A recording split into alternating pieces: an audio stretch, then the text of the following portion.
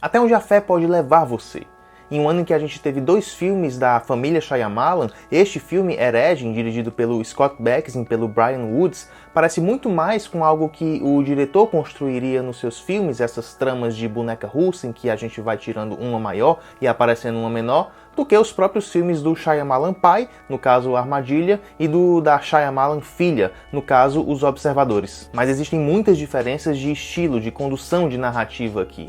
Eu não costumo publicar vídeos sobre filmes que já saíram de cartaz há muito tempo, mas eu tinha que abrir uma exceção para esse filmaço que está entre os melhores filmes do ano passado, de 2024, conforme até a minha própria lista. Na trama, a irmã Barnes e a irmã Paxton são 2 missionárias devotas que são presas e feitas de cobaia pelo Mr. Reed, interpretado pelo Hugh Grant, que aparentemente objetiva questionar a fé das garotas e pôr em xeque a crença dessas mulheres. De cara eu fico muito impressionado como o papel caiu para o Hugh Grant como uma luva. Ele consegue ser canastrão, mas ao mesmo tempo ele passa um ar de sedução, de charme, ao mesmo tempo um ar de perigo, mas também de confiança, de credibilidade. Conduz a trama num ar de ameaça e ironia, no qual poucos atores seriam capazes de conduzir com tanta perfeição como ele faz aqui. Já as 2 personagens femininas, elas chamam a atenção por não serem do tipo bobas ou chorosas, do tipo que vão, em vez de sair pela porta da frente da casa quando estão sendo perseguidas, vão subir as escadas,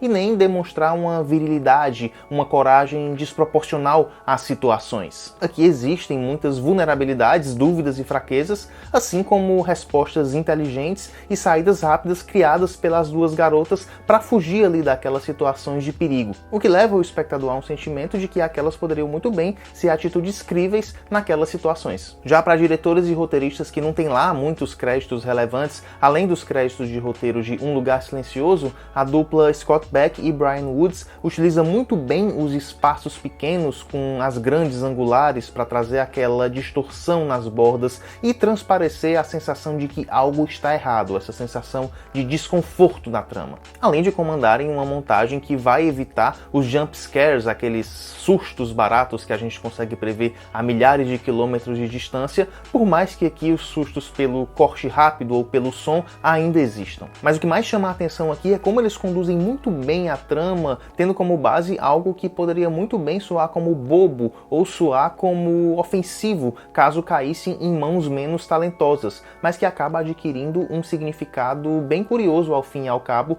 pelas mãos desses diretores e roteiristas. Podia muito bem soar ofensivo porque a ideia de termos um roteiro concebido por 2 homens, no qual eles colocam a figura masculina, mais velha e inteligente, prendendo 2 mulheres mais jovens e aparentemente mais bobas, indefesas, podia muito bem soar como algo fetichista, uma exploração de um sadismo. A bandeira vermelha é ligada, o sinal de alerta, de perigo, mas onde isso vai dar acaba surpreendendo a gente. Rapidamente o filme se encarrega em fazer com que a dupla de missionárias se mostre como personagens capazes de enfrentar aquele homem de igual para igual, encabeçada principalmente pela mais experiente do duo, a irmã Barnes, interpretada pela Sophie Thatcher. Por exemplo, existe um longuíssimo discurso feito pelo Sr. Reed, o personagem do Hugh Grant, que certamente vai fazer com que os adolescentes que assistam ao filme, que têm um pezinho no ateísmo, vão vibrar na cadeira, com tantas contradições expostas ali de forma direta em relação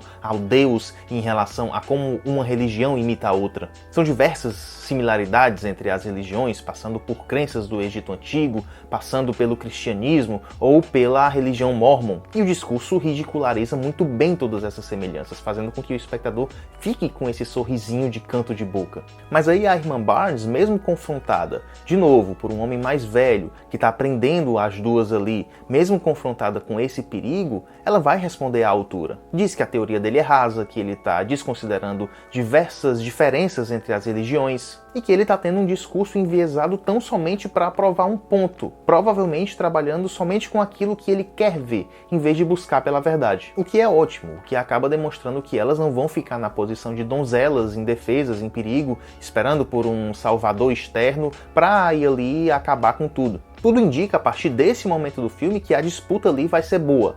Não justa, mas que vai ser curiosa da gente acompanhar até o final. Eu vi muita gente falando de forma bastante negativa do final de Herege, mas eu acredito que o filme ele constrói muito bem toda a sua trama até chegar nesse final que se encaixa muito bem com tudo que foi construído até então. Eu tenho que deixar aqui o aviso de spoilers, porque a partir desse momento no vídeo, eu vou deixar na timestamp também, a gente vai tratar com os detalhes do final da trama de Herege. Well, ladies, I can't see you now.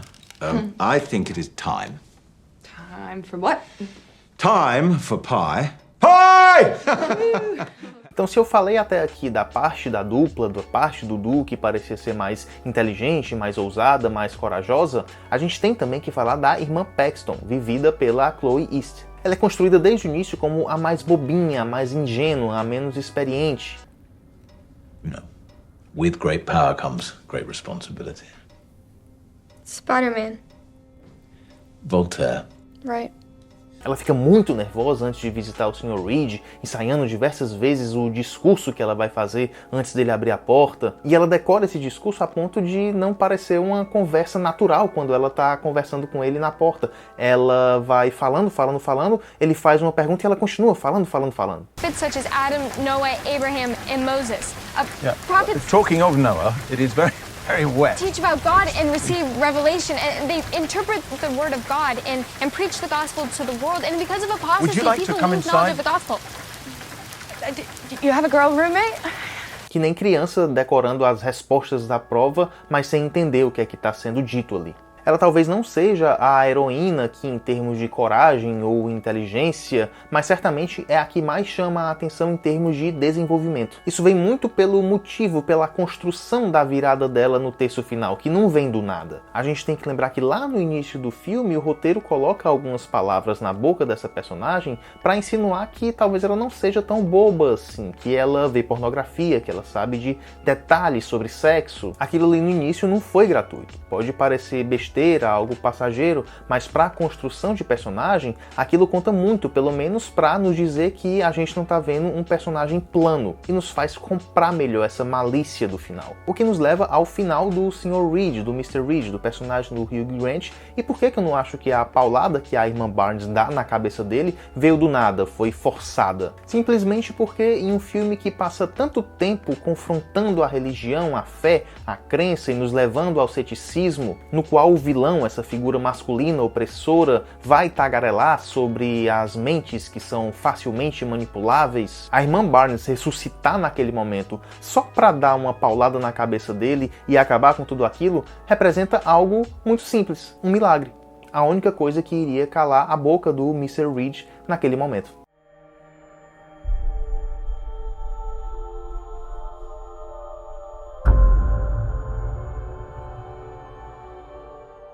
Adicionalmente, a gente tem que lembrar das palavras da irmã Paxton lá no comecinho, lá quando elas estão visitando o Sr. Reed, e que o Sr. Reed pergunta para as duas o que é que as leva elas a acreditarem em Deus, mesmo com tantas evidências que provam o contrário, mesmo que a palavra de Deus venha através do homem, um ser falho e ganancioso. Por que elas acreditam em Deus? Por que elas insistem nessa crença? E a única que responde de pronto é a irmã Paxton. We know it's true because of how it makes us feel.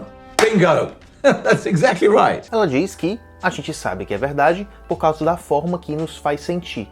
Simples e direto. E esse sentir é o cerne da questão do pensamento filosófico do sonho da borboleta, do taoísta Xuan Tzu, citado no filme. Depois de deitar sob a sombra de uma árvore e sonhar que era uma borboleta, o chinês acordou e se questionou. Teria ele, como homem, acabado de sonhar que era uma borboleta?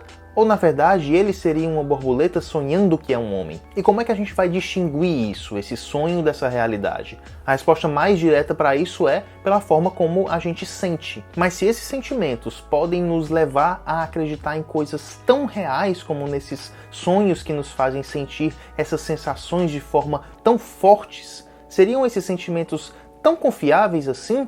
Ou será que a gente não deveria questionar tudo de forma tão direta e de forma talvez até seca, como faz o Mr. Reed? No meio desses questionamentos, a gente tem que lembrar de outra fala da irmã Paxton lá no meio do filme, na qual ela fala que quando ela morresse, ela queria voltar como uma borboleta para pousar na mão das pessoas. When I die, I want to come back as a butterfly, just to follow around the people I love. I'll land right on their hand, not their arm, not their head.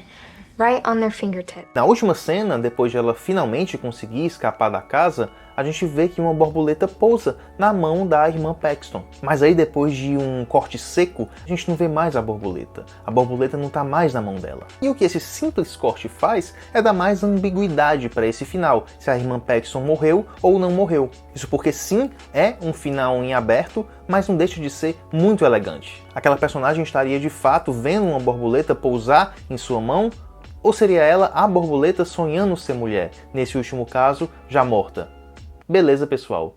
Essas foram as minhas considerações sobre Herege, mas aí eu queria ouvir vocês também. O que foi que vocês acharam desse final, dessa construção e da atuação do Hugh Grant? Me fala aí nos comentários porque a gente fica por aqui hoje. Então, até o próximo vídeo. Tchau!